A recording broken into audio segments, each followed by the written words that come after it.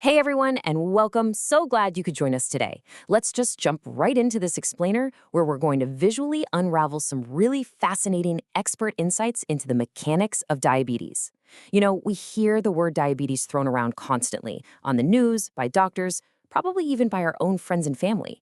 But honestly, how many of us actually know what's happening under the hood of our own bodies? Well, today, we're going to break down all that complex biology into a super clear, really engaging visual journey. We're going to see exactly how our everyday lifestyle choices interact with our genetics to either protect us or put us seriously at risk. Right out of the gate, the sheer scale of this issue is just staggering. 1 in 6. Currently, 1 in 6 Japanese adults is considered diabetic or pre-diabetic.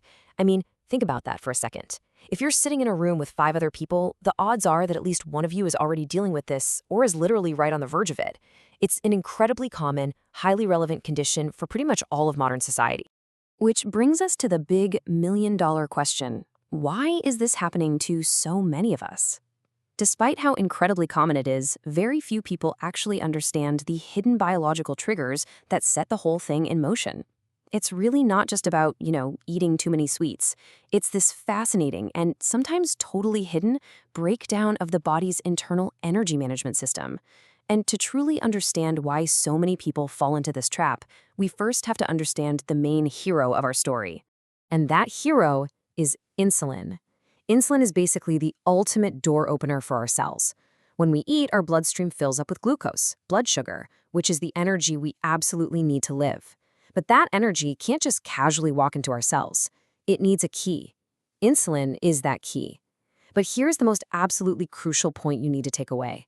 Insulin is the body's sole hormone responsible for lowering blood sugar. There are 0 substitute players on the bench. If insulin stops working, or if we just run out of it, our body doesn't have a backup plan. Now, when you're healthy, this builds into a perfectly normal biological flow.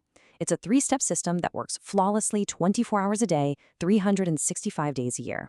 Step 1, you eat food, which gets broken down into glucose. Step 2, your pancreas, which acts kind of like a highly sensitive radar, immediately detects that rising blood sugar and pumps out insulin.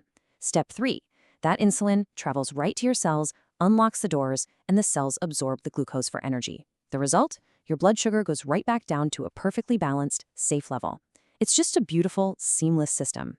But type 2 diabetes isn't just one single problem. It's actually caused by 2 very distinct malfunctions. On one side, we have insulin resistance. This is when your pancreas is pumping out plenty of insulin, but your cells essentially just ignore it. It's like the locks are jammed. On the other side, we have decreased secretion. This is when your cells are practically begging for glucose, but your exhausted pancreas just can't produce enough insulin to open the doors. In either case, the glucose stays trapped in your bloodstream, and boom, you get high blood sugar. Let's look at our first scenario, the hidden danger of insulin resistance. To really grasp how this sneaks up on people in real life, let's look at a persona whose totally normal-seeming lifestyle quietly triggers a major system failure. Meet Persona A. She's a 48-year-old, super busy housewife. Check out her lifestyle habits. She drives absolutely everywhere to run errands. She eats late dinners around 9 p.m. when her husband gets home. And she hasn't had a health screening in 10 years. Now consider her BMI, 26, which is classified as mildly obese. She's not necessarily gluttonous, right? She works hard every day managing her household. But a lack of daily physical movement and a slight gradual weight gain over the years have severely impacted her internal numbers. Her HbA1c is at a dangerous 9%, and her fasting blood sugar is sitting at 250. But here is the real shocker hidden in her blood test. Her blood insulin levels are unbelievably high, up in the 30s. So what does this actually mean? It means her pancreas is literally screaming. It's working overtime, desperately flooding her body with insulin. But because of her weight gain, her enlarged fat cells are actively releasing substances that block the insulin from working. The pancreas is shouting, but the cells just aren't listening. This is textbook insulin resistance. When we summarize her risk factors, it's pretty much a perfect storm. She had a genetic predisposition. Her dad actually has type 2 diabetes. That genetic baseline, mixed with a natural slowing of her metabolism as she aged, set the stage. But it was her hidden sedentary behavior, relying heavily on a car for her busy life, that led to the weight gain and ultimately pulled the trigger.